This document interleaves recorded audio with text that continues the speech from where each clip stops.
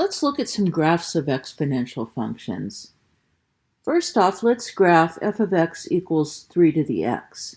And I'm going to make an xy table to help me with graphing this.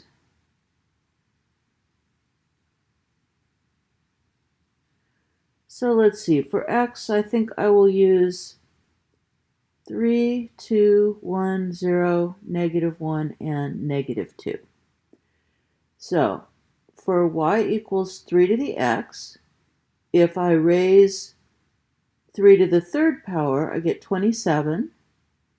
3 squared would be 9. 3 to the first power would be 3. 3 to the 0 power is 1. 3 to the -1 power, remember a negative power means that that thing is really in the denominator. So I get 1/3 there. And then for 3 to the -2, that means 1 over 3 squared. In other words, 1/9. So let's graph those. And I need to put some labels on my coordinate axes. Let's have my x-axis be scaled in units of 1. And let's do the same for the y-axis. So let's see, 1, 2, 3, 4, 5, 6, 7, 8, 9, 10, 11, 12, 13, 14, 15. Okay, so plotting those points. When x is -2, my y value is 1/9. That's kind of hard to draw, but we'll just stick a dot down there practically on top of the x-axis. When x is -1, we said our y value was 1/3. When x is 0, my y value is going to be 1. When x is 1, my y value is 3. And then I have the 0.29. And 327, that's actually not going to fit on our graph because my coordinate system only goes up to, 17.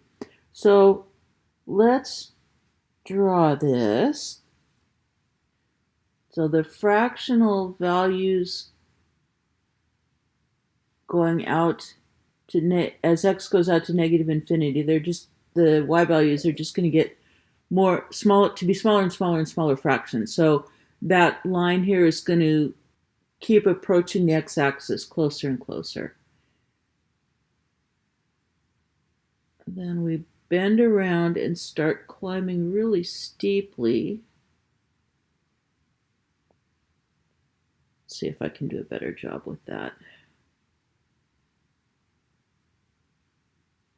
All right. And then it goes so steeply it's off the charts before it hits x value 3.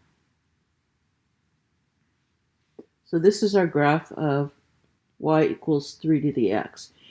Let's see what we get if we have a fractional base, so something smaller than 1. I'm going to make an xy table again.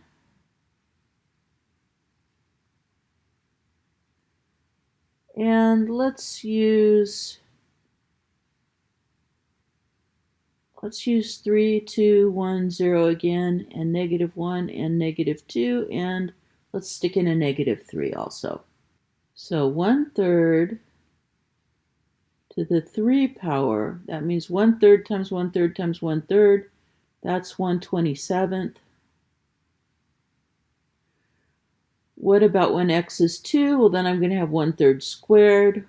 1/3 times 1/3 is 1/9. Anything to the first power is just itself, so 1/3 to the first power is 1/3. Anything to the 0 power is 1. Remember, that's one of our rules for exponents. And then, okay, what about when x is -1? Then I have 1/3 to the -1 power. There's a couple ways we can think about this. 1/3 to the negative first power means 1 over 1/3. And then if you invert and multiply, you get 3 over 1 or 3. What about when x is -2? So So then I have 1/3 raised to the negative 2 power. And one way to think of this is 1 over 1/3 squared. That's 1 over 1/9. And if we invert and multiply, we get a 9. And hopefully you can see the pattern. If I raise 1/3 to the negative 3 power, I'm going to have 1 over 27. So I get 27 there. Okay, let's plot those. And again, I'm going to need some labels on my axes. Don't forget to label coordinates because graphs don't always have units of 1 on their axes. So you can't just assume that your graph will be interpreted as units of 1, like I've got here, 1, 2, 3, 4, 1, 2, 3, 4, 5, 6, 7, 8, 9, 10, 15. Okay. So this time, let's see, I'm going to start with the negatives again. I have negative 327, that's off the graph, so I won't try to plot that one. Then I have negative 2, 9, that's there. And then I have negative 1, 3, that's there. Then I have 0, 1, which is there. Then I have 1, 1/3, 2, 1/9, 3, 1/27. That's even more impossible to really indicate clearly. But we've got all our dots in now, so let's connect them.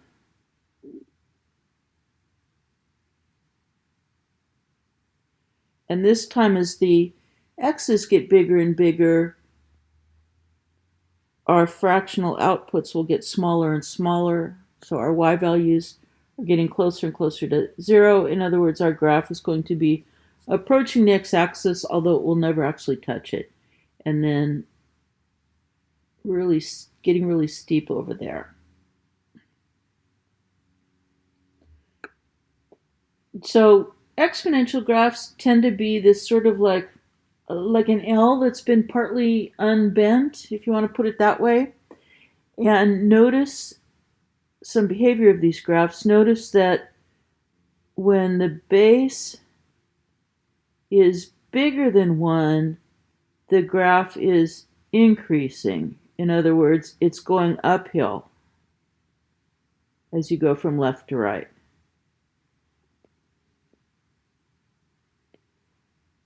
And it goes up really, really fast.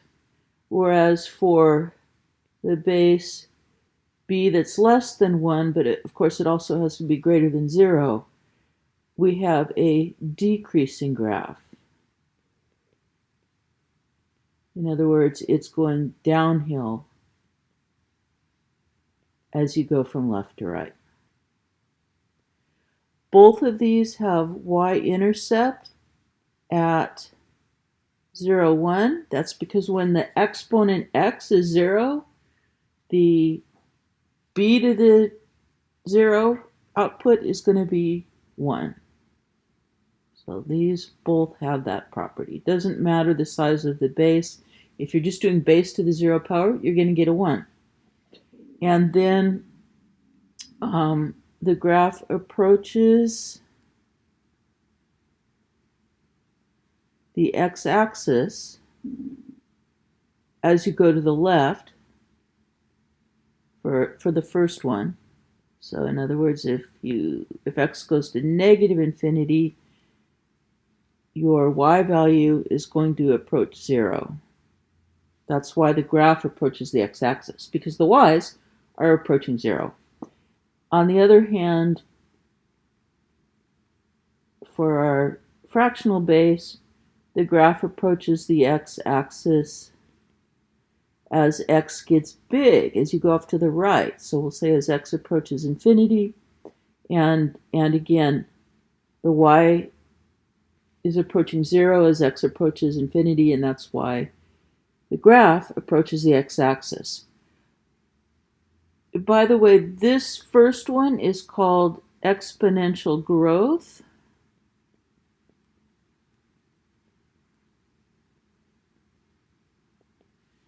And the second one is called exponential decay.